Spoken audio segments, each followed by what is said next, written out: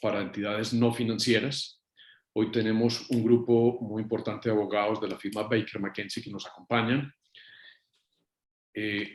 Carolina Pardo va a ser la moderadora de nuestro panel. Carolina es socia de Baker McKenzie Colombia. Ella se unió a Baker en el 94 y es socia de la firma desde el 2008. Actualmente es miembro del Comité Directivo Global del Grupo de la Industria TMT de la firma y del Comité Directivo Global del Grupo de Cumplimiento e Investigaciones de la firma. Fue miembro del Comité Directivo Global de la firma para el Antimonopolio y la Competencia Global desde 2016 y hasta 2020. Actualmente es miembro del Comité Directivo Antimonopolio de América Latina. Durante 25 años ha asesorado a importantes clientes nacionales e internacionales. Les damos las gracias y les cedo la palabra a Carolina. Bienvenida, mi gracias, Carolina. Carlos, gracias a ti y encantados de estar aquí en este importante foro. De verdad que les agradecemos mucho la oportunidad y pues a AmCham Colombia por haber contado con nosotros. En esta ocasión pues tengo el gran honor y el placer de contar con tres colegas míos que son bastante versados en los temas de cumplimiento corporativo y de implementación de programas de prevención de lavado de activos y de prevención de medidas para sanciones en temas de cumplimiento. Entonces, empezando por Terry Gleason. Terry es un socio de la oficina de Baker McKenzie en Nueva York. Tiene amplia experiencia en los aspectos relacionados con OFAC y los temas de sanciones de los Estados Unidos y ha trabajado en un sinnúmero de investigaciones y de estructuras para prevenir o para controlar este tipo de situaciones. También nos acompaña Jonathan Adams. Jonathan es un socio de nuestras oficinas en México.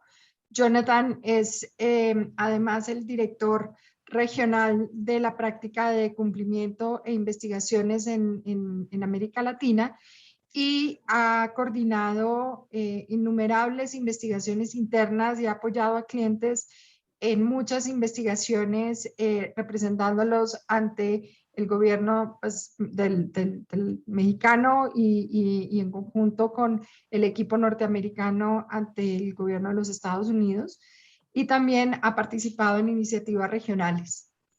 Y finalmente, pero de ninguna manera de última, está Luis Castel. Luis es un asociado senior de la oficina de Bogotá.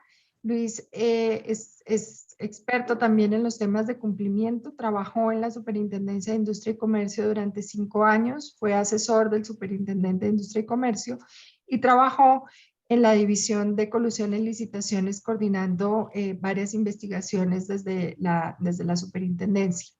Desde su práctica privada lleva en Baker McKenzie algo más de 3 años y Luis ha apoyado muchas empresas en el diseño de estructuras de cumplimiento de anticorrupción también y de prevención de lavado de activos y en la implementación y el diseño de matrices de riesgo. Entonces, pues, welcome Terry, bienvenidos a todos y pues quisiera pedirles de entrada unas disculpas. Infortunadamente, la parte de la traducción simultánea no logramos concretarla a tiempo para hoy y en ese sentido voy a estar traduciendo un poco las respuestas para Terry y para que quienes no entiendan inglés puedan tener el beneficio de las respuestas según las traducimos nosotros. De todas maneras, entiendo que siendo este un foro del AmCham, creo que la mayoría de ustedes tendrán conocimiento suficiente y muy adecuado para estas respuestas de Terry. Entonces, pues sin más preámbulos, arranco tal vez haciendo una introducción a un tema que creo que nos tiene a todos pensando en los temas de prevención de lavado de activos, y es las modificaciones que sufrieron las normas de la Superintendencia de Sociedades en relación con el sector no financiero, por ponerlo de alguna manera. Entonces, en el 2020, en plena pandemia y como regalo de Navidad, el 24 de diciembre, la Superintendencia de Sociedades introdujo varios cambios respecto a quienes estarían obligados a implementar estos programas. En ese sentido, la modificación disminuyó el umbral general, lo disminuyó de 160.000 salarios mínimos mensuales legales vigentes, que eso en pesos colombianos equivale a aproximadamente 140.500 millones de pesos, o algo más de 40 millones de dólares a las tasas de cambio de diciembre del 2020. Y eso, con esa reducción tan significativa, abarcó un número importantísimo de empresas que ahora sí están obligadas y que antes no estaban cobijadas por la regulación. ¿Quiénes están obligados a implementarlo? Y ahorita le voy a dar la palabra a Luis para que nos dé algunas precisiones sobre estos temas que creo que muchos de ustedes han tenido que ya estar navegando e implementando. Pero primero, pues, como les mencionaba, modificó los umbrales y los modificó de 140.000 millones a 35.000 millones, o sea que fue una reducción bastante sustancial. Y además modificó también o redujo a 30.000 salarios mínimos mensuales legales vigentes los umbrales para algunos sectores específicos, dentro de los cuales podemos mencionar los agentes inmobiliarios, las empresas dedicadas a la comercialización de metales preciosos y piedras preciosas, las empresas de servicio jurídico como Baker McKenzie, las empresas encargadas de servicios contables y las empresas dedicadas a la construcción y obras civiles. En esos casos, las empresas con ingresos superiores a 30.000 salarios mínimos mensuales legales vigentes quedaron inmediatamente obligadas. Eso ya venía, para algunos casos, ya venía existiendo, pero se acotó y se introdujo además un tema de tratar de adaptarse a los nuevos requisitos o a los nuevos retos, más que requisitos de los activos virtuales, y redujo a 5.000 salarios mínimos el nivel del umbral de ingresos para quienes, habiendo realizado transacciones por valor de 100 salarios mínimos mensuales legales vigentes, una cifra bastante reducida, y que tuvieran esos niveles de ingreso, también quedaban obligados en un afán de implementar medidas para tratar de controlar de alguna manera las empresas que están dedicadas a las transacciones con activos virtuales. Pero Luis, cuéntanos pues rápidamente, por ejemplo, el tema de las sociedades administradoras de planes de autofinanciamiento. También hubo algunos cambios, algunas modificaciones, y también cuéntanos un poco qué es el régimen de medidas mínimas y qué implicaciones tuvo en ese sentido. Claro, claro que sí, Carolina, muchas gracias y un saludo a todos los que nos acompañan y a mis compañeros de panel. Principalmente hay que tener en cuenta que la superintendencia con esta modificación no solo hizo esas reducciones de criterios financieros que mencionabas, Carolina, sino que también creó esta obligación para algunas entidades por su naturaleza, independientemente de su resultado financiero.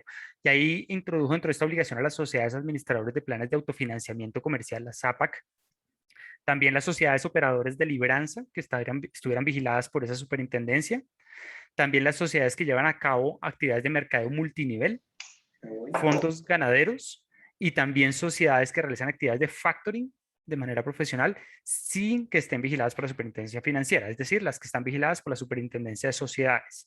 Este es un intento de la superintendencia para cobijar algunas actividades que detectaron como de riesgo y que no están cobijadas por la obligación general del sistema financiero y que pueden involucrar algunos riesgos por las actividades de financiamiento y de compra de facturación al descuento que pueden generar estos boquetes de riesgo de lavado de activos. Adicionalmente, como mencionabas, Carolina, se creó un régimen de medidas mínimas, que es lo que denominamos habitualmente como un mini SAGRI-LAF. Esas medidas no imponen todas las obligaciones formales de un SAGRI-LAF completo, incluyendo no está la obligación, por ejemplo, de tener un oficial de cumplimiento, pero sí establece las obligaciones de esas funciones del oficial de cumplimiento en cabeza del representante legal y establece la obligación de tener procedimientos de debida diligencia y de cuidado de las transacciones que realizan esas actividades, las empresas que ellos denominaron como actividades de profesiones no financieras designadas, que no es otra cosa que los mismos sectores especiales, pero con unos ingresos menores a los del umbral para la obligación general de SAGRI-LAF, pero por encima de los 5.000 salarios mínimos en activos y 3.000 de salarios en ingresos, que son principalmente agentes inmobiliarios, sector de comercialización de metales y piedras preciosas, el sector de servicios contables y el sector de servicios jurídicos. Gracias, Luis. Y veo que muy rápidamente Beatriz Villegas nos hace una pregunta que me parece muy al lugar y es si una empresa que no cumplió con el umbral del nivel de ingresos porque tiene unos ingresos que no cumplen con el nivel de ingresos, pero sí tiene unos activos superiores a 40.000 salarios mínimos y adicionalmente está vigilada por la Superintendencia de Sociedades, si está obligada a implementar el SAGRI-LAF o si se entiende excluida de dicha obligación por ser un sector específico. Entonces, Luis, ayúdame con esa pregunta si quieres. Claro que sí, Carolina. Pues estos criterios son alternativos y no excluyentes. Una empresa del sector, por ejemplo, constructor que tiene un umbral menor en activos, si supera ese umbral en activos está obligada, pero eso no quiere decir que por ser de ese sector especial no esté también cobijada por la regulación general. En esa medida, si la empresa no supera el número de activos para el sector especial, pero supera el número de activos para la obligación general, también está obligada porque la idea de crear estos sectores especiales no era disminuir el umbral o excluir compañías que de pronto por el número de activos estarían obligadas por la obligación general, sino que la idea era disminuir un poco el umbral para que mayor número de compañías de estos sectores que se consideran críticos en materia de lavados entraran en la obligación. Entonces, en esa medida, si supera el umbral general, independientemente del sector, a pesar de tener una norma especial, se entiende que está obligada a implementar el SAGRI-LAF. Completamente de acuerdo, Luis, y ahí tal vez la recomendación para quienes nos están oyendo es que de todas maneras, sí vemos que la tendencia de la Superintendencia de Sociedades es asumir que incluso aquellas entidades que no estén estrictamente obligadas tomen medidas de prevención, digamos, en sus actividades. Entonces, ante la duda, sí es importante o bien que se confirme con la superintendencia, pero de todas maneras que se asuma que si uno está bordeando algunos de esos requisitos, es mejor pecar por exceso que por defecto. Habiendo dicho eso, en relación con la pregunta de Beatriz, lo que explicaba Luis Castel es que exactamente la superintendencia lo que quiso fue ampliar el rango de empresas obligadas y sin duda esa excepción no sería una razón para no cumplir.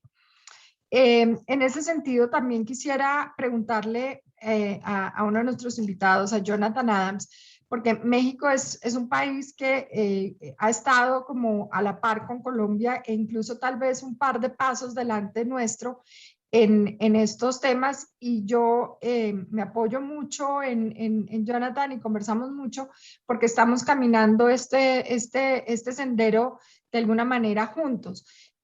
John, pues bienvenido y cuéntanos un poco cuáles son las obligaciones en México y cómo lo han administrado, digamos, las empresas del sector real, no financiero.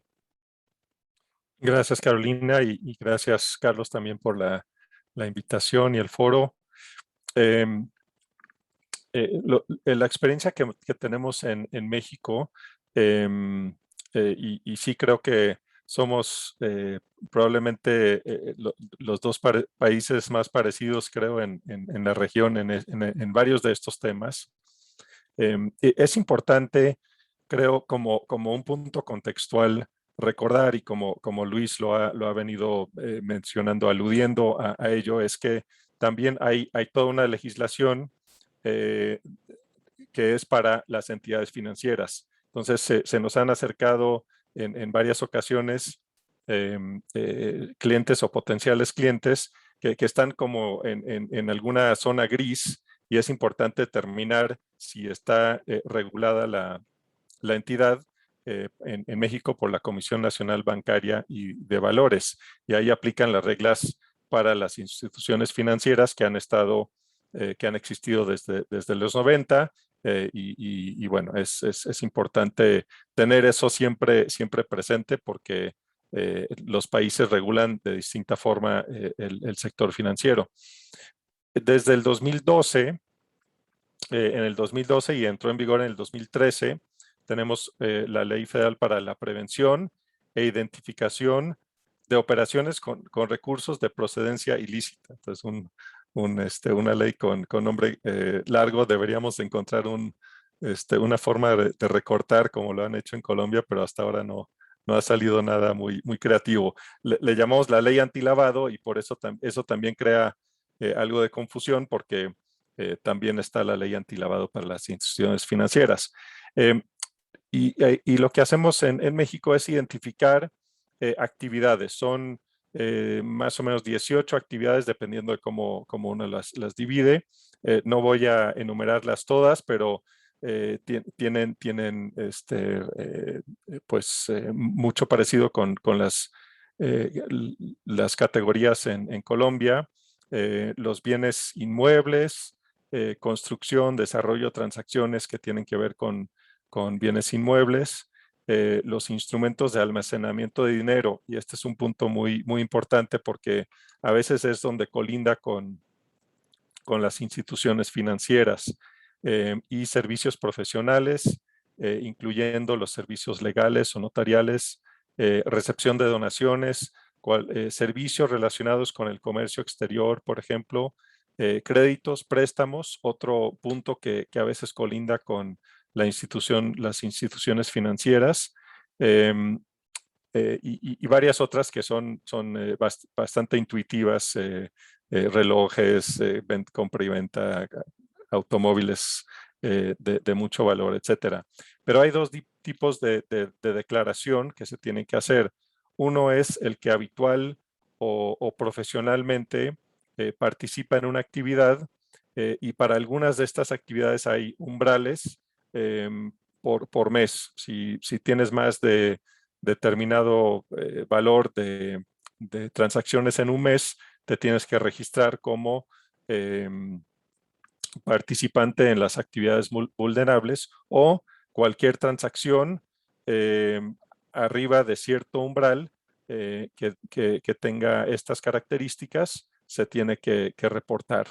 Entonces, hay más o menos 100,000 entidades en México que están registradas como participantes en estas que llamamos actividades vulnerables. Y puedo hablar un poco de la experiencia, por ejemplo, de nuestro despacho en México. Fuimos los primeros en tener una oficial de cumplimiento para reportar estas transacciones, y en realidad la gran mayoría de los proveedores de servicios legales en México no les tomó varios años comenzar a cumplir con la ley después de que entrara en vigor, ¿no?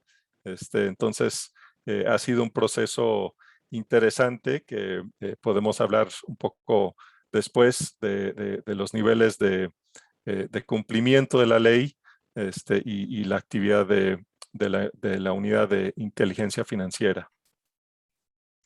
Mil gracias. Y entonces, cuando uno pues está oyendo todos estos temas tan técnicos, parte de las angustias, creo yo, que hemos visto que hemos sufrido varios de nosotros es esto que me implica, o sea, que en términos prácticos, ¿cómo hago yo para cumplir con todas estas obligaciones del SAGILAP? Y en ese sentido, yo quisiera como comentar que a mí me parece que pues una de las circulares recientes que expidió la Superintendencia de Sociedades, que es la circular del 11 de junio, de 2021, ahí establece una lista de obligaciones, digamos, y las enumera de una manera muy, muy clara, que son las actividades de verificación de cumplimiento normativa relativas al SAGRI-LAF. Y voy a, pues, simplemente a ir rápidamente, pero creo que una cosa, y en breve le pediría a Luis que nos ilustre un poco sobre las matrices de riesgo, pero claramente si uno mira, si solo fuera desde la perspectiva formal, eso es parte de lo que creemos que es más importante para la superintendencia, y así lo ponen de primera en la lista, es que la empresa obligada cuente con una matriz de riesgo. Y la circular, y después además modificó hace la semana pasada o antepasada, modificó la circular en relación con las matrices de riesgo para los programas de transparencia y ética empresarial. Y todos circulan alrededor de las matrices de riesgo. Entonces tienen que tener una matriz de riesgo, tienen que ser aprobados por el máximo órgano social o por la junta directiva, o si no hay junta directiva, por el máximo órgano, que puede ser la junta de socios, la asamblea de accionistas. Y ahí entonces, obviamente es importante que la empresa cuente con una evaluación de riesgos de manera adecuada y propia para su actividad. Hay veces en que las empresas dicen, bueno, voy a usar el manual o la lista que usó el vecino de enfrente que se parece un poco a mí. Eso no va a pasar el examen de la Superintendencia de Sociedades. ¿Por qué? Porque no se entiende que las medidas razonables y las medidas aplicables a la empresa se hayan basado en un análisis riguroso de esa actividad. También tiene que haber unas metodologías de segmentación y clasificación de los factores de riesgo. Y ahorita Luis nos cuenta un poco más sobre estas metodologías de segmentación y las matrices de riesgo. Hay un tema que está generando como muchos dolores de cabeza, que es el tema del oficial de cumplimiento. El oficial de cumplimiento puede ser un empleado o puede ser un tercero, pero aquí recientemente, pues digamos, se ha venido hablando del tema del domicilio en Colombia, que es algo que en algunos casos ha generado algún tipo de malestar y de problema, por aquello de que hay empresas que tienen lo que en Estados Unidos se conoce como el headcount y la imposibilidad de contratar más personas. También tiene que demostrarse que este oficial de cumplimiento cuenta con una independencia clara, es decir, que tiene la autonomía para levantar la mano y reportar asuntos que considere que no cumplen con la legislación, que tiene un presupuesto que sea adecuado para poder cumplir con sus funciones. No basta con nombrar a una persona y no darle las herramientas necesarias. El oficial de cumplimiento debe realizar los reportes de su gestión y debe, digamos, responder por el programa de prevención de lavados de activos y certificar, pues, que cumple con lo establecido con el capítulo 10 al que se refieren las circulares. Este oficial de cumplimiento no puede ser una persona que nunca en su vida haya oído hablar de temas de cumplimiento, de poder acreditar cierta experiencia que por lo menos tiene que comprender 6 meses de cargos que hayan tenido supervisión de los temas de prevención de lavado de activos. En relación con el relacionamiento de clientes, esto es un tema que ha generado también algunos tropiezos burocráticos al interior de las empresas, y creo que todos lo hemos sufrido.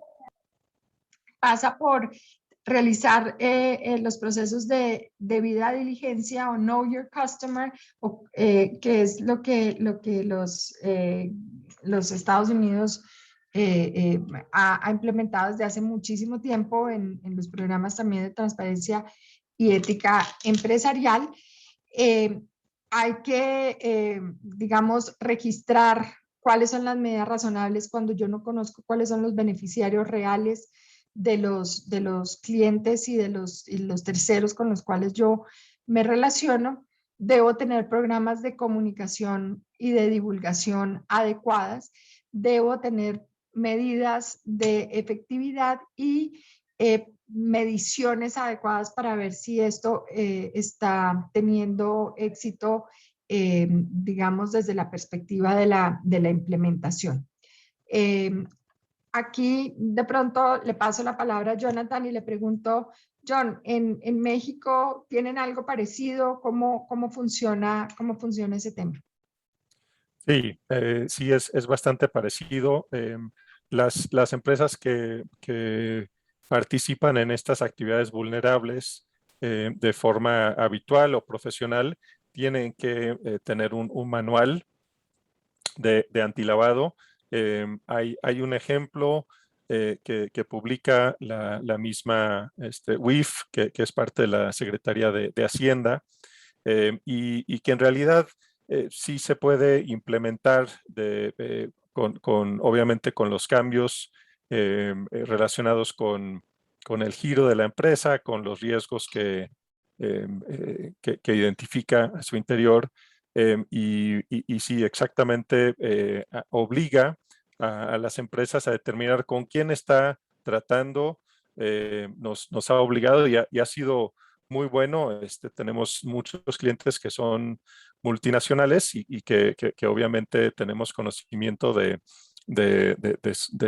la procedencia de todos los recursos, pero tenemos otros clientes que no son tan grandes y ha sido una herramienta muy, muy útil porque ahora la ley nos obliga a hacerlo. A veces las personas son un poco reacias a compartir información que piensan que se puede utilizar de alguna forma indebida, pero cuando la ley lo exige, entonces ya es algo que tenemos que hacer y precisamente identificar, saber exactamente con quién estamos tratando y quién es el último beneficiario de la transacción o de la entidad contraparte. Entonces sí es bastante parecido. John, mil gracias, Jonathan. Y veo que Diana Jaramillo pues, nos pregunta si hay alguna restricción para que el oficial de cumplimiento en temas de prevención de lavado de activos, y entiendo que ahí te refieres al oficial de cumplimiento también para los temas de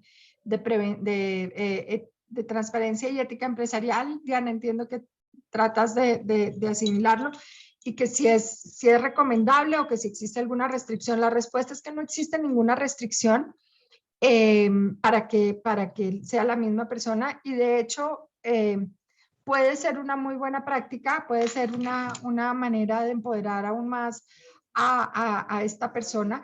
Lo que sucede es que realmente es importante que se tenga experiencia en estos temas. Entonces, las restricciones vienen más desde el lado de la experiencia, de la posibilidad de acreditar, digamos que se cuenta con este tipo de cursos y de haber manejado estos asuntos. Como les mencionaba, el tema de estar domiciliados en Colombia, que aparentemente para la superintendencia es un tema que se volvió muy, muy delicado, y que en algunos casos para las empresas digamos, multinacionales que cuentan con toda su infraestructura en el exterior, ha generado algunos dolores de cabeza. Pero esos son básicamente los requisitos. En relación con las matrices de riesgo, como les mencionaba, es como la columna vertebral, la pieza clave en todo esto, porque la superintendencia y en general las autoridades de cumplimiento parten de la base que para yo poder prevenir los riesgos y para poderlos administrar de manera adecuada, los tengo que conocer. Y los tengo que conocer no solo teóricamente, sino los tengo que conocer verdaderamente desde mi realidad, desde la realidad de mi empresa. Entonces, para eso es que se elaboran las matrices de riesgo. Estos son, digamos, temas que parecen un poco esotéricos, pero por eso le voy a pedir a Luis que nos ayude a dilucidar ese tema esotérico y que nos explique en qué consiste la matriz, cuáles son los elementos claves de la matriz de riesgo y cuáles son, digamos, los tips generales prácticos, porque hemos tenido algunas conversaciones, Luis, que si yo parto de la base de la calificación de los riesgos inherentes de una manera demasiado, ¿cómo diría yo? Como muy benévola, termino teniendo un resultado que posiblemente puede ser cuestionado por las supersociedades. Entonces, explícanos a todos un poco cómo se construye, en qué consiste y cuáles son los puntos claves de las matrices de riesgo. Claro que sí, Carolina, muchas gracias. Pues principalmente hay que entender la matriz de riesgo como una herramienta de vigilancia. Es una herramienta, es un tablero de control que le sirve a la entidad comprender de una mejor forma cuáles son sus riesgos, cómo se pueden agrupar, qué controles aplican a esos riesgos y cuál es su situación actual frente a esos riesgos de exposición. Para eso es muy importante tener en cuenta varios factores en la construcción de una matriz de riesgo. La primera es que la matriz de riesgo se construye en un trabajo conjunto con las distintas áreas comerciales de la empresa. Nadie conoce mejor la exposición al riesgo que los líderes de las diferentes líneas de negocios de una empresa. Y en esa medida, al combinar ese conocimiento empírico e histórico que tienen esas personas sobre las actividades de la empresa, con el conocimiento experto del oficial de cumplimiento o de la asesoría legal externa en materia de prevención de lavado de activos, es posible construir una matriz que sea adecuada y acorde y hecha a la medida de la empresa. Para eso es muy importante tener en cuenta que el objetivo de la matriz de riesgo es contar una historia, es contar la historia de cuál es mi exposición original, natural al riesgo, si no tuviera ningún control aplicado. Luego de medir ese riesgo al que estoy expuesto por mi actividad inherente en la economía, es qué tipo de controles yo he diseñado y he establecido para controlar ese riesgo que tengo inherente por mi actividad económica. Y luego ver reflejado la disminución de ese riesgo inherente por mi actividad económica al aplicar esos controles para obtener un riesgo residual. Cuando yo tengo ese paso a paso, le puedo mostrar una historia al regulador de que hice un trabajo juicioso y dedicado de identificar cuál es mi riesgo en mi contexto interno y externo de la empresa en el mercado. Entender qué tan preocupante puede ser cada uno de estos eventos de riesgo para mi actividad, qué tipo de controles he diseñado y cómo esos controles me han permitido o prevenir o mitigar esos riesgos. Y luego, cuando ya tengo ese riesgo residual, ese resultante al que estoy expuesto en verdad porque ya estoy utilizando la aplicación de los controles, poder definir planes de acción, definir cuál es mi apetito de riesgo, hasta dónde estoy dispuesto yo a correr riesgos y si mi riesgo residual es mayor a ese, qué tipo de planes de acción adicionales voy a implementar para que esos riesgos no se me materialicen y generen un daño a la empresa en materia relacionada con actividades asociadas al lavado de activos, financiación del terrorismo y financiación de la proliferación de armas de destrucción masiva. Perfecto. Entonces, sí, es un tema que no es algo que se elabore, digamos, de un día para otro, es algo que requiere un estudio concienzudo de todas las áreas dentro de la organización y en donde efectivamente se evalúen temas como la actividad, como lo mencionaba Luis. Entonces es algo que además es una herramienta que puede ser cambiante porque puede haber aspectos que van cambiando.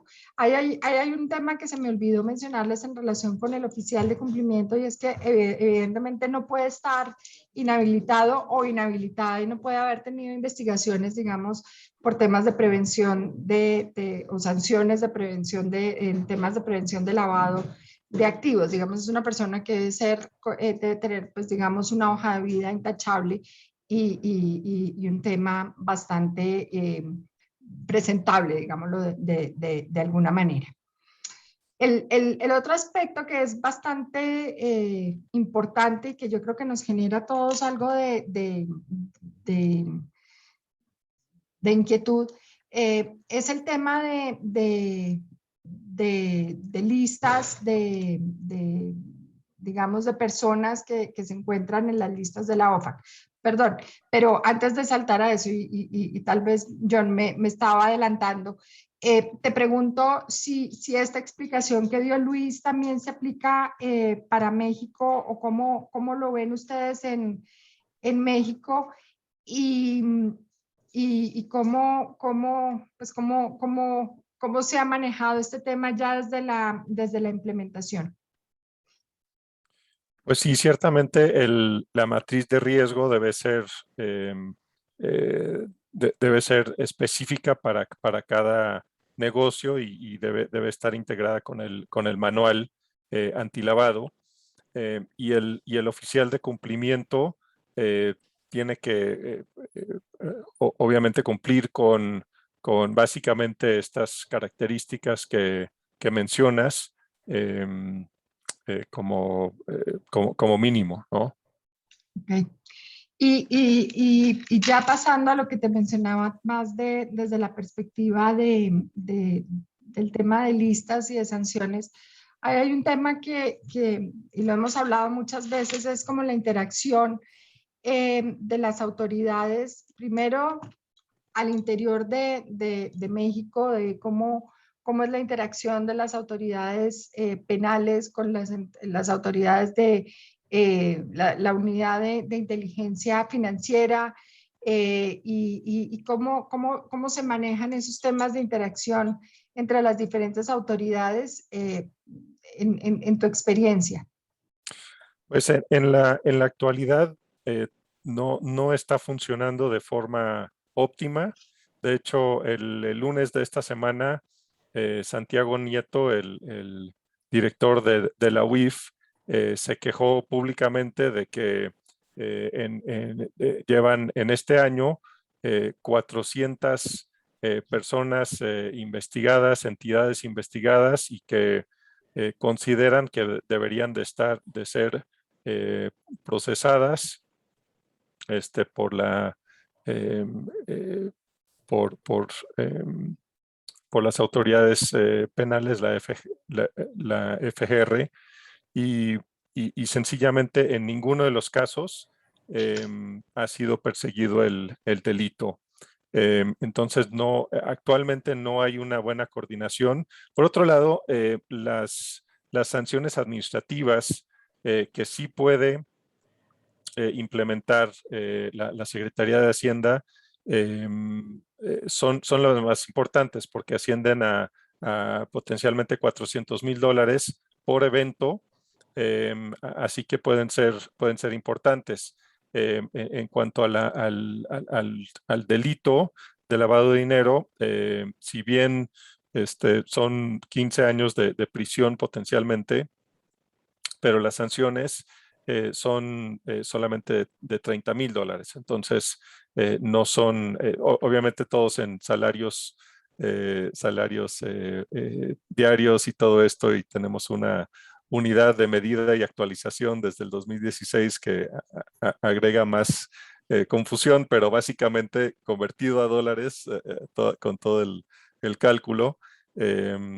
También existe la posibilidad cuando hay delitos de la extinción de dominio.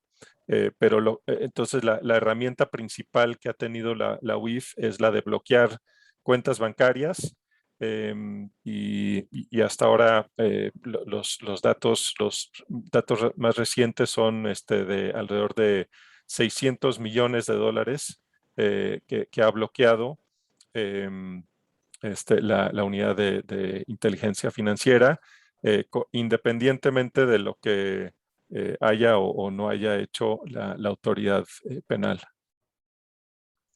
Wow, sí, y es que pues la economía mexicana mucho más grande que la nuestra, pero pues tristemente también aquejada por estos temas. Voy a pasarle rápidamente la pregunta de Marta a Luis, y después voy a traducirle a Terry Kilroy la pregunta, porque Terry es un experto en los temas de sanciones y ahí combinarlo con una conversación que hemos tenido con Jonathan sobre la cooperación internacional y cómo funciona este tema. Pero Luis, nos pregunta Marta Galván sobre las matrices de riesgo y que hay en promedio entre 12 y 15 riesgos que usualmente se identifican, que si esa medida es una medida estándar o cómo la vemos. Yo tengo unos comentarios, pero quisiera que nos dieras tu opinión.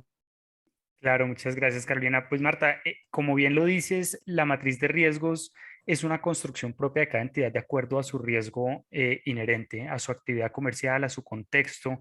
No es lo mismo hacer negocios en la capital del país que hacerlas en una sola alejada con menores controles. Entonces, no necesariamente una misma actividad va a identificar un mismo número de riesgos, porque puede que una entidad no esté expuesta a riesgos de región o riesgos de zona peligrosa o de lugar para hacer negocios sin la cobertura o el respaldo del gobierno. Entonces, esos riesgos no deberían ser parte de su matriz. Sin embargo, tú tienes que tener en cuenta que hay unos riesgos comunes y hay unos riesgos comunes que se basan principalmente en los delitos. Normalmente la exposición a riesgos, por ejemplo, por asociación o por contagio, por relacionarse con una contraparte incluida en una lista de sanción de los Estados Unidos, que es un tema que, como mencionaba Carolina, Terry es experto. Ese riesgo sí puede ser compartido por todas las personas y puede ser un riesgo que se evalúe en la matriz. Sin embargo, una persona que no hace negocios con casi entidades o que sus negocios son solo con entidades de un perfil, digamos, reputacional muy alto, pues seguramente ese riesgo lo tendrá calificado mucho más bajo que otro, pero pueden compartir el riesgo como parte del análisis de su matriz. Luis, mil gracias y no sé si con eso, Marta, te queda claro, pero nuevamente mi comentario en ese sentido era hacer énfasis en que naturalmente hay que aterrizarlo a cada una de o sea, a la realidad de cada una de las empresas. Eso es crítico.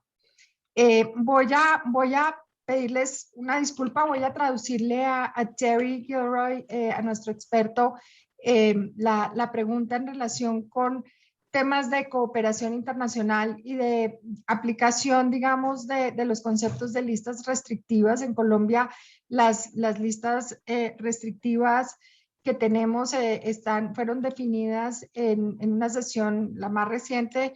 Esto pues viene ya de algún tiempo, pero la más reciente, que fue el Consejo de Seguridad Nacional el 17 de enero del 2020, definió como listas obligatorias las listas digamos, de la OFAC en los Estados Unidos y algunas de la Unión Europea.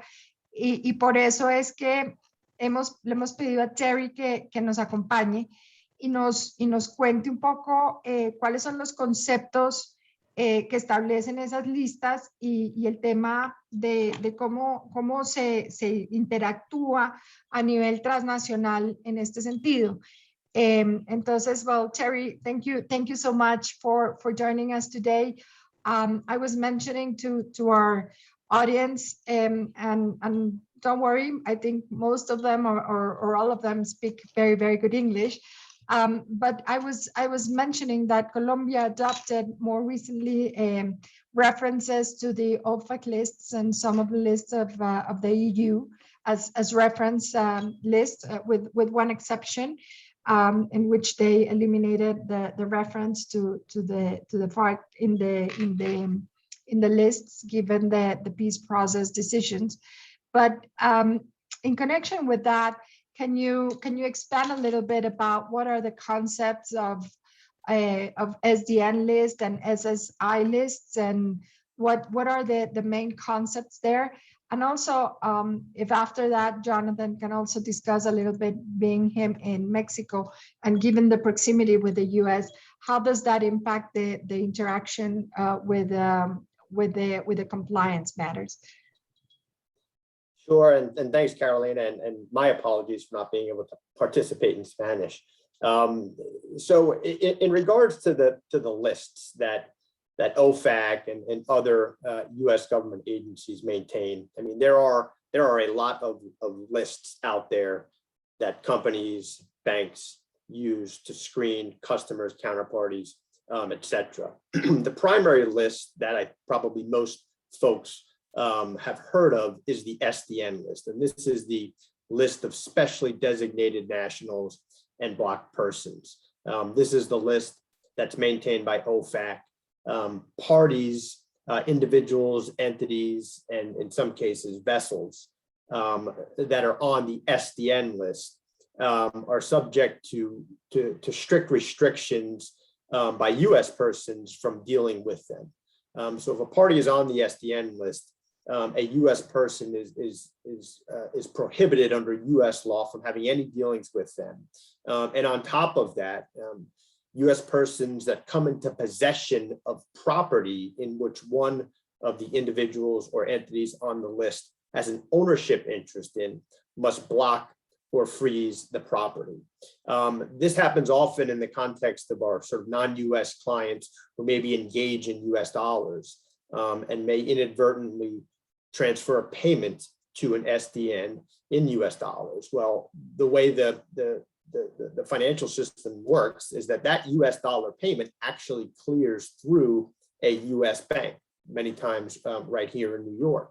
And those US banks are screening these payments, the information in the SWIFT messages, et cetera. And where the payment relates to an SDN is for the benefit of, or in some cases is originated by an SDN, that US bank is going to block that payment and then report it to OFAC. And it then sits on the bank's accounts until it is unblocked. And in most cases, that does not happen until the individual or entity is removed from the list. So the SDN list is a very, is sort of the primary list. The SSI list that you mentioned, the Sectoral Sanctions Identification List, that list started probably roughly 2015 with the introduction of the Russian sectoral sanctions. And it includes companies in the Russian financial, defense, financial and defense sectors.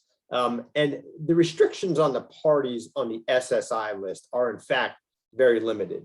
And the crux of the sanctions or the restrictions are that US persons cannot deal in debt issued by, or in some cases, equity issued by the parties on that list. So a US person can engage commercially with entities on the SSI list, very different than the SDN list.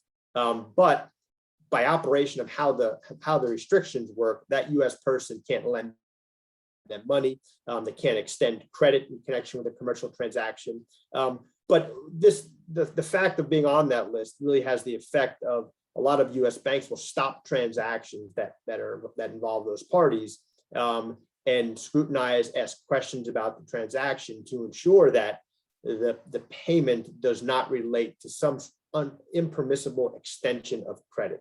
The restriction is dealings in debt. The US government takes a very broad view of what debt means and applies it in a number of contexts. And then I think the last list that you mentioned is a relatively new list, the CMIC list, which is a list of Chinese companies that operate in the Chinese military industrial sector. And the companies on that list, those restrictions are actually even more limited than the SSI restrictions. And US persons are just restricted from transacting in securities issued by those companies. The point of that sanctions program, Executive Order 13959, was to sort of restrict companies that operate in the Chinese military industrial sector from access to US capital. So right now, those are kind of the three big lists: the SDN list, the SSI list, and the CMIC list. The SDN list is really the primary list that non-US companies should probably be concerned with. Thank you, Terry. And let me just tell the audience in Spanish that this is being recorded. So I think these concepts are very good to have, and our audience will be able to revisit these lists and this explanation that you just gave us. Simplemente para todos, las diferencias entre unas y otras listas estarán en esta grabación que podrán acceder ustedes después de este seminario. Creo que es importante tener ese acceso porque creo que es determinante poder entender cuáles son las diferencias entre una y otras de las listas que afectan, digamos, o que tiene el gobierno de los Estados Unidos y que tiene efectos extraterritoriales en todas partes del mundo. Rápidamente, John, cuéntanos en tu experiencia cómo se ha manejado esto y cuáles han sido como los retos generales que tú ves que han tenido, digamos, empresas mexicanas diferenciando entre una y otra categoría? Pues sí, hay una conciencia creciente de la importancia de estas listas, aunque hasta hace poco yo diría que esta conciencia está creciendo en los últimos 5 años o algo así, porque se han identificado a más grupos dentro de México como designados en estas listas, y por lo tanto las empresas están mucho más conscientes y revisando estas listas con mayor cuidado. Creo que irónicamente, de alguna forma en Colombia ha habido más conciencia desde hace más tiempo. Mi hermano es empresario ahí en Medellín, y él aunque es una empresa pequeña, ha estado muy consciente de estos temas, y pareciera que la comunidad de negocios ha estado consciente por mucho más tiempo. Así que irónicamente, aunque Colombia está más lejos geográficamente, de alguna forma creo que la conciencia ha sido mayor, y esa es una ventaja de ya tener mentalizado ese tema. Aún grandes empresas, de las 4 o 5 más grandes de México, sus departamentos de compliance a veces no están conscientes de estas listas, y estoy hablando de tiempos muy recientes. Entonces es algo que obviamente todos tenemos que utilizar estas listas y estar tenerlas muy presentes, pero creo que en ese sentido Colombia bastante bien adelantada. Gracias, Jonathan. And Terry, going back to you, I mean, can a non-US company, like a Colombian company, like a company represented by members of our audience, can the non-US company be subject to adverse consequences from the US authorities like the OFAC, the DOJ, for dealings with special designated individuals or SSIs or CMICs? What are the consequences of dealing with this with people including in these lists? Let me just quickly translate for them. Entonces, para quienes no entiendan, estamos preguntando cuáles son las posibles consecuencias adversas de parte de las autoridades a quienes tengan negocios con empresas que estén en estas listas. Sure. So the short answer is, in some cases, yes. As a general matter, the members of the audience are not US persons. So they are not required to comply with primary US sanctions, which are generally the restrictions that apply to SDNs, SSI, and CMICs. However, some SDNs are subject to what we call secondary sanctions.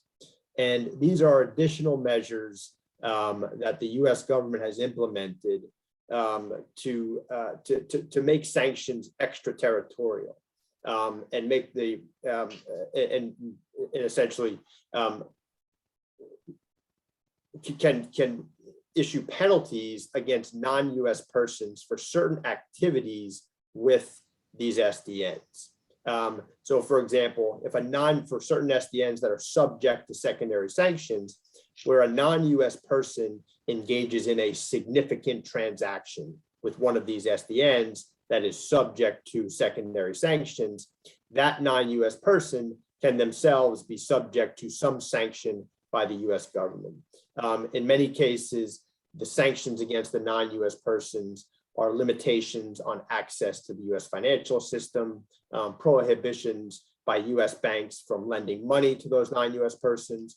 The whole purpose of secondary sanctions is really to put a chill on activities with these SDNs, not only by US persons, but by non-US persons as well. The reality of secondary sanctions is that the US government rarely enforces them. And when they are enforced, the typical approach, and this is done in conjunction between OFAC and the State Department, is to reach out to the non-US company that is about to engage in a significant transaction or has significant dealings with the SDN and say, we think you're engaging in this type of activity. Under our law, we can restrict US persons from engaging with you because you are acting that way. And in many cases, the non-US person, and this is all non-public, the non-US person will hear the message and oftentimes stop dealing with that SDN.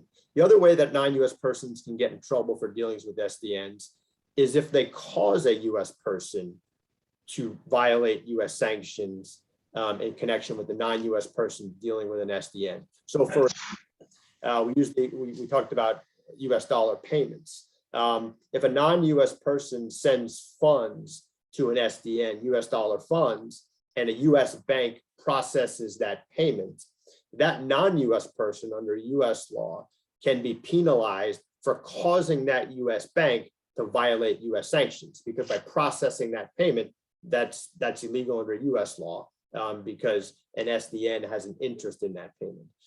So really the two ways are the secondary sanctions, as I mentioned, that apply to certain SDNs, but then the causing violation, which is of significance for parties that deal in US origin goods or transact in US dollars. Terry, y simplemente pues lo que mencionaba Terry es que evidentemente no se aplican, digamos, se aplican sanciones subsidiarias, pero se aplican en el sentido de bloquear de pronto el acceso al crédito o a las instituciones financieras, que son bastante rigurosas en ese sentido, y eventualmente se podrían aplicar algunas sanciones si deliberadamente se causa el incumplimiento de estas restricciones o por hacer giros y pagos, por ejemplo, utilizar dólares norteamericanos y giros a una persona designada a través de un banco en los Estados Unidos. Eso podría ser considerado como una actitud o una actividad que genera consecuencias. Estamos ya en el borde de las 5 de la tarde, entonces le voy a preguntar a Terry, digamos, no sé, hay algo que nos llama mucho la atención y es, en eso tiene que ver un poco el tema de Venezuela, de cómo hacemos no solo con los individuos, sino con restricciones en hacer negocios con personas venezolanas o con personas en jurisdicciones que estén en las listas restringidas. Entonces, Terry, I would like to now ask, what restrictions are in place, for instance, for making or for entering into business with Venezuelan entities and Venezuelan private or public entities, and if there is a difference between private and public Venezuelan entities? And I'm asking particularly because Venezuela is our neighbor. It's been a big partner of the Colombian companies for some years. It's been a while, and we have, given some of the circumstances, not entered into so many transactions, but it is not, it is often that we face some of the situations where we may need to enter into dealings with someone in Venezuela or with a Venezuelan nationality. What are the tips there, and what are the restrictions, and what can you advise this audience with respect to what specific measures and what they should and shouldn't do in connection with that? Yeah, sure. So the crux of the US sanctions targeting Venezuela at the moment are really restrictions on US persons dealing with the Venezuelan government, companies owned by the Venezuelan government, instrumentalities of the Venezuelan government, etc. There are some non-governmental SDNs in Venezuela that US persons are also restricted from dealing with. because of the involvement of the Venezuelan government and sort of, many facets of the Venezuelan economy, OFAC has issued a number of general licenses that authorize even US persons to engage under certain circumstances with the Venezuelan government, for example, payment of port fees, etc. So as a matter of law, US persons can engage with private parties in Venezuela. That is not restricted under the law.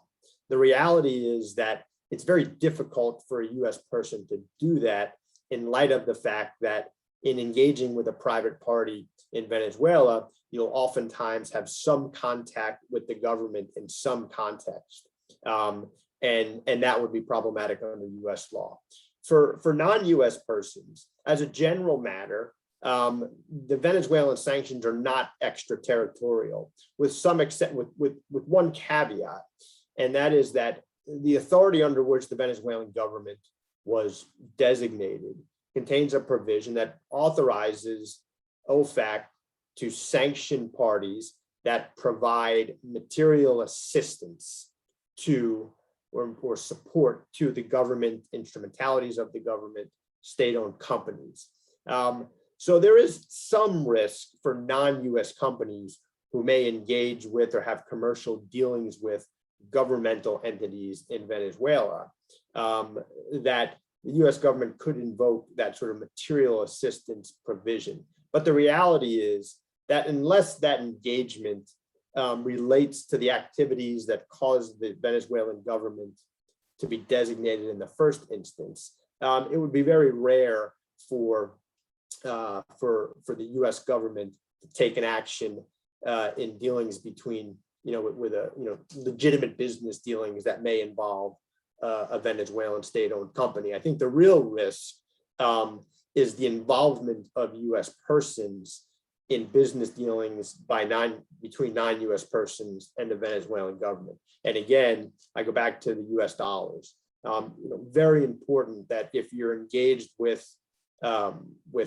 government, state-owned companies in Venezuela, that you not transact in US dollars and that you not involve US persons. I think the reality is as well that even if you're engaged in a US dollar transaction with a private party in Venezuela, the banks in the US, because of their conservative nature, they are probably going to stop that transaction and ask you a whole bunch of questions. And it could have sort of operational impact on your dealings with parties in Venezuela that are perfectly legal, probably would be perfectly legal for a US person to engage in. But it's a difficult market, certainly for US persons, but also for non-US persons that have some touch points in the US.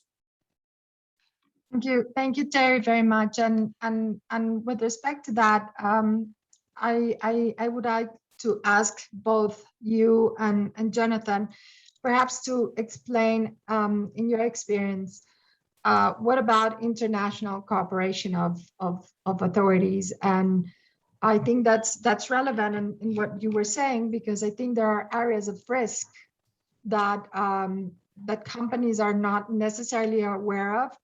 And I think that for many of us, as Jonathan was explaining, we tend to avoid any type of interaction because we just assume that anything we do and anything that touches some of these borders will trigger some risks. And I think that in that line, the international cooperation and how, like the DOJ and the US authorities, how they will cooperate, and what is your experience in how they will interact with other authorities regarding questions or queries they think that they should be investigating? Yeah. Sure. You want me to start, Jonathan? Sure. I'll interact with you on your answer. Okay. Yeah. Well, I think the reality is that the U.S. government is committed to cooperating and working with certainly the DOJ, cooperating and working with foreign law enforcement in bringing cases. Certainly in the money laundering context, the DOJ has an Office of International Assistance that is set up to facilitate the exchange of information between among enforcement authorities in the United States and other countries. And many of the cases, certainly the Foreign Corrupt Practices Act, which is a very important statute in the US. I mean, the nature of that statute is that the conduct happens outside the United States. So US law enforcement almost always needs the assistance of a partner in a foreign jurisdiction. They codified policy 2 years ago with respect to imposition of fines that essentially said the US government is not going to pile on where a foreign authority has punished a company, which provides some incentive for foreign law enforcement to bring cases on their own with the help of the US government. So I think that international cooperation, certainly it's a key aspect of how the Department of Justice brings cases, certainly in the money laundering and the FCPA, sort of bribery and corruption type cases. And I'll answer this in English too, just so that you can react, Terry, to it. But the cases that I see of cooperation in this area between Mexico specifically and U.S. authorities is fairly limited. I see when I see U.S. cases, trials, and sentencing in the U.S., I don't see Mexican authorities cooperation being called out in the facts of the case usually.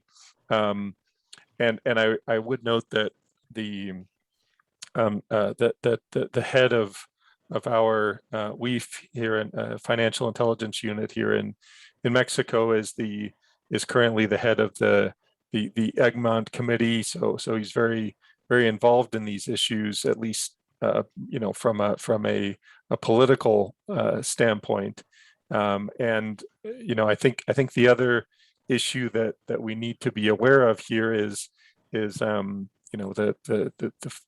studies that I've seen, the information that I've seen, is that a lot of money laundering happens actually in U.S. real estate with Mexican, Nigerian, Guatemalan, Malaysian politicians being, very, very active in U.S. real estate. So it's something that really crosses borders and is very complex, and is a lot of times involves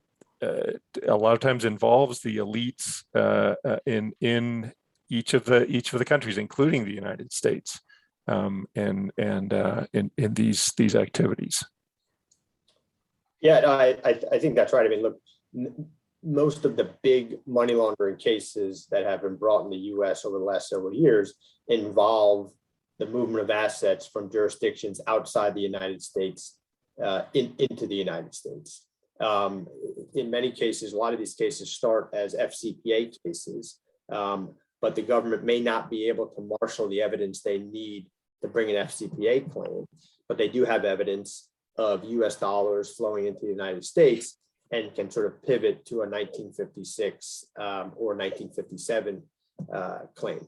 To the initial point that you made, in a lot of instances, we may not see the cooperation among the authorities. But I think the reality is that again, a lot of the cases that the fraud section are bringing in the sort of financial crime space require evidence from a non-US jurisdiction, and they have to be able to use these channels of international assistance to get that evidence. And to a large degree, it probably depends on the fact that most of the banks right now operating, whether it's in Mexico or in many jurisdictions, are actually multinational global banks that have a presence in the U.S. and they may be the ones in reality that are cooperating and providing the information.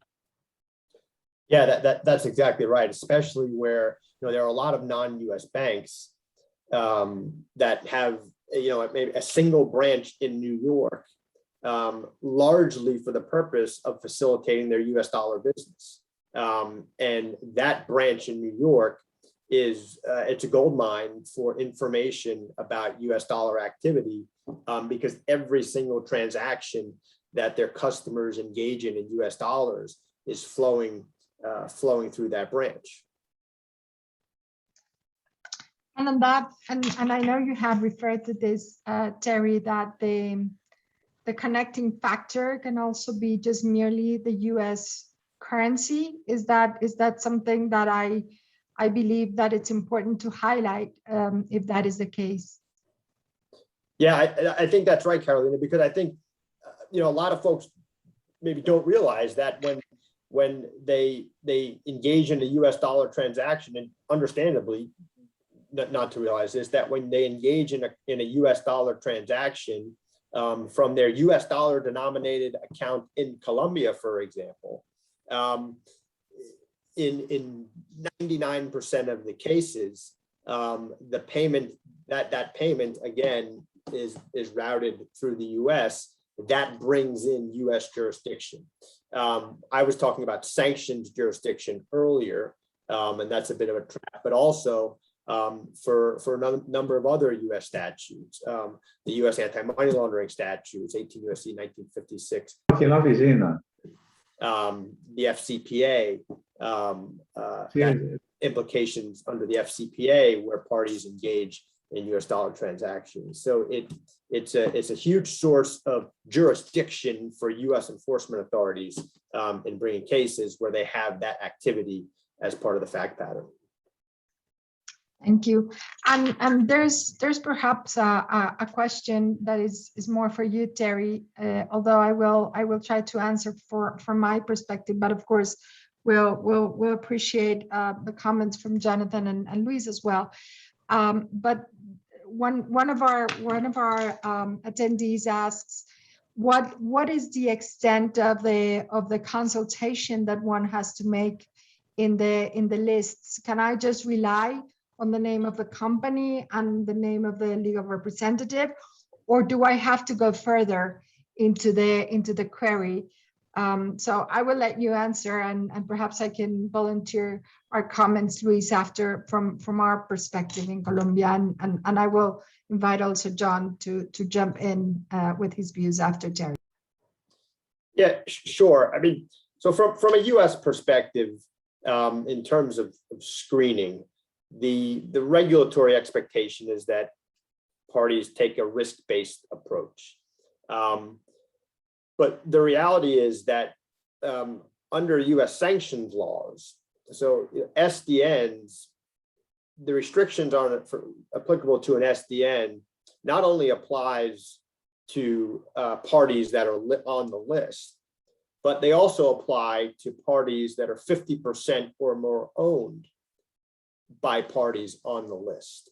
So a US person is restricted from dealing with an entity that's not on the list, where that entity is 50% or more owned by an entity on the list. So the reality is that, at least from a US perspective, companies need to look beyond the entity that they're dealing with and understand the ownership structure, for the very basic principle that they need to understand whether that party is owned by an SDN, because that could trigger a violation of US law. So I think that sort of best practice, and what we see most of our clients doing, is having robust know your business partner processes that go beyond the initial layer of the company and get an understanding of the beneficial ownership of the company. Thank you. What about your views? Oh, sorry, John, go ahead. I was just gonna add that I mean the same applies for for Mexico, and just from a practical perspective, frequently asked questions, do you have to go up beyond, the first level? Yes, you do. You have to go up all the way up until you find the persona física, the individual, or individuals. And the other question is that's kind of one of these well, this is impossible, is well, what about publicly traded companies? Well, obviously in those cases you're not going to know the names of all of them, but those are highly regulated. If you get up to the parent company of a public traded company, then that's your ultimate beneficiary. The other point from a practical perspective that I'd like to bring up here is that we see here in Mexico a practice that's very common of having one entity registered as your transactional partner, and then at the very last moment, on the day of the closing, whatever, the other side will say, oh, actually, could you make the transfer to this other company that that actually is in a better tax position or something like that.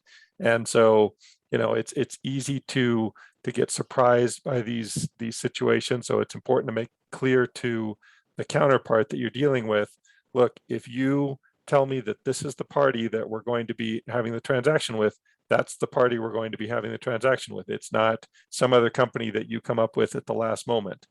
Fair warning, right? So just some practical tips on that issue. Luis, and I'm going to switch back to Spanish for a sec, but Luis, entendiendo lo que nos dicen Terry y John, en donde sí hay un deber de ir un poquito más allá, lo que vemos es que en las instrucciones de la Superintendencia de Sociedades, en las circulares recientes, sí hay alguna mención respecto de los beneficiarios reales y también de pronto unas guías sobre el nivel de diligencia. No sé si nos puedes de pronto resumir un poco lo que mencionaban Terry y Jonathan y contarnos qué es lo que dice la circular en ese sentido. Claro que sí, Carolina. Pues primero que todo hay que entender que este tema lo puede uno abordar desde el punto de vista regulatorio como una obligación, como tú decías de la Superintendencia de Sociedades, o desde un punto de aproximación al riesgo, que es un poco lo que nos comentaban Terry y Jonathan, y es, por ejemplo, en el caso de Estados Unidos, no solo los sujetos designados que están bloqueados por parte de las autoridades norteamericanas cubren a la persona que está incluida en la lista, sino a cualquier otra que tenga una relación directa con esa persona que tenga en su posesión más del 50% de ese otro individuo. Entonces, en esa medida, la debida diligencia, por lo menos desde el punto de vista de Estados Unidos, no se limitaría solo a buscar a las personas designadas por las autoridades, sino identificar si dentro de las contrapartes con las que estoy actuando existe una persona designada en posesión de más del 50% de las acciones o del capital de esa entidad con la que estoy negociando, porque podría estar entrando en una negociación con esa persona bloqueada. Al mismo tiempo, desde el punto de vista de México, y creo que es una aproximación muy parecida a la nuestra, la idea de lo que busca la regulación y lo que pretende la autoridad es que las personas y las compañías vayan hasta identificar al beneficiario final. Como decía Jonathan, la persona física, el individuo que está detrás de la operación, el que se beneficia de la actividad de esa persona jurídica, ¿quién es? ¿Con quién estoy realmente yo haciendo negocios? Porque las personas jurídicas son ficciones para hacer negocios, pero detrás de ellos hay personas naturales y eso es lo que toca tratar de buscar. Para eso, la Superintendencia en Colombia ha creado un estándar de beneficiario final y lo disminuyó con este regalo de Navidad que tú mencionabas al inicio de la charla y lo redujo de un 25% de participación a un 5%. Y no solo lo limitó al 5% de participación accionaria de la entidad con la que estoy haciendo mi negocio, sino también me puso una carga o un estándar mayor de lograr yo identificar cualquier otro sujeto, persona natural, que pueda tener control o sea un beneficiario de esa actividad. No solo me limitó al 5%, sino identificar si hay alguien que ejerza un control de pronto, de facto, de esa persona jurídica a la cual yo podría estar beneficiando con una transacción y que podría exponerme a mí a riesgos de asociación en actividades de lavado de activos. Gracias, Luis. Thank you, Terry, y gracias, Jonathan. De acuerdo. Eso pues genera ahora una mayor proactividad y genera aún más obligaciones.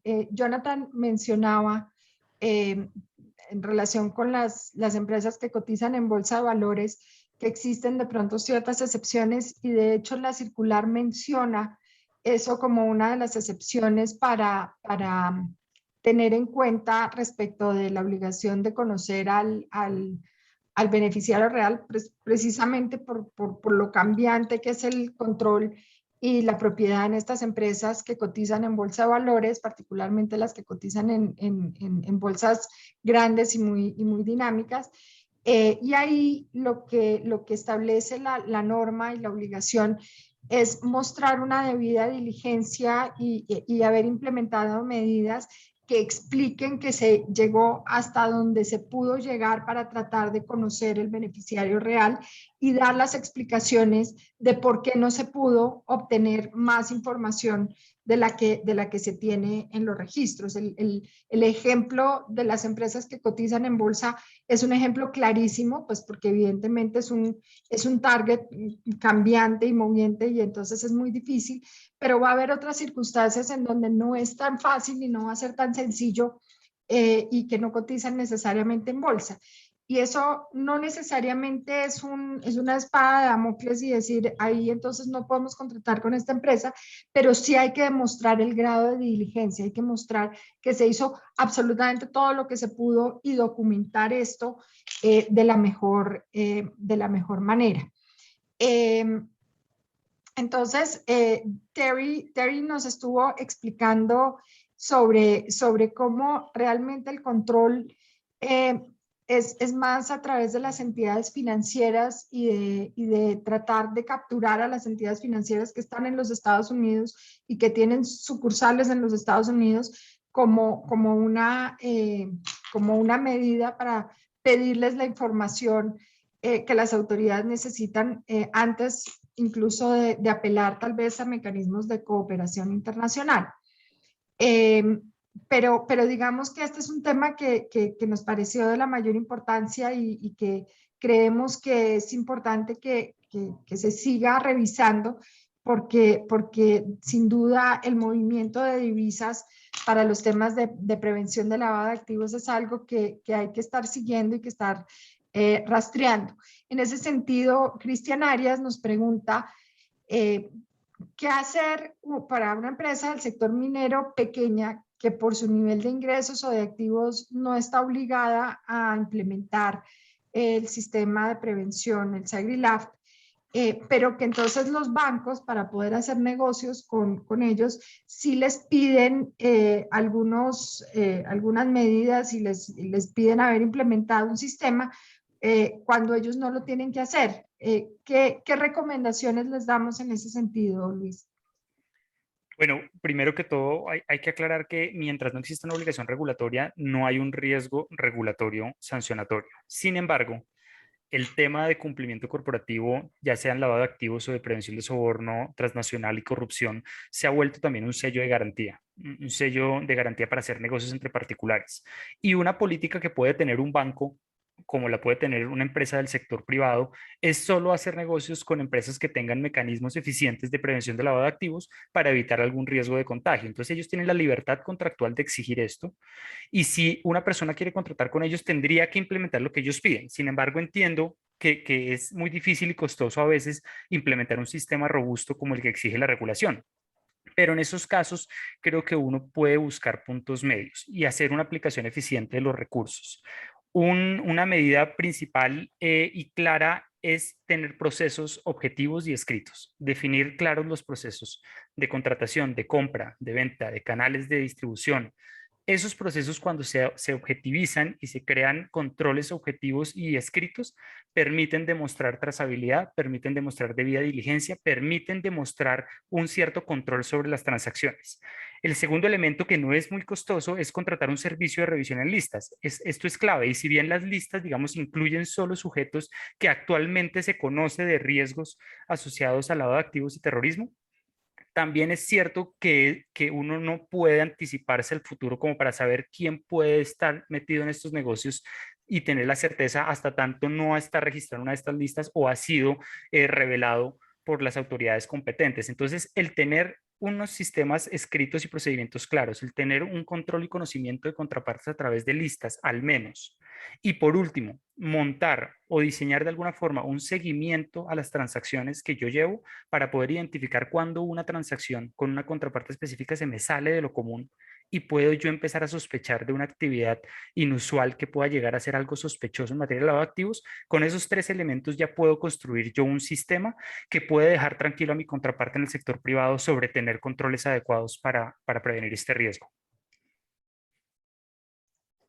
De acuerdo, de acuerdo. Y digamos que lo más importante, y lo mencionabas, Luis, es conocer mis riesgos, hacer un levantamiento de mis riesgos y hacer un monitoreo de los mismos y de hacer campañas de difusión desde el inicio.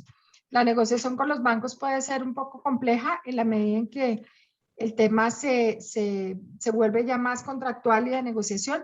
Tal vez Terry nos explicaba que eso es más por el temor de estas instituciones financieras en relación con lo que puede pasar en los Estados Unidos. Pero bueno, yo quisiera realmente agradecerles a Jonathan, a Terry y a Luis y a todos ustedes pues por las preguntas y por haber participado en esta sesión.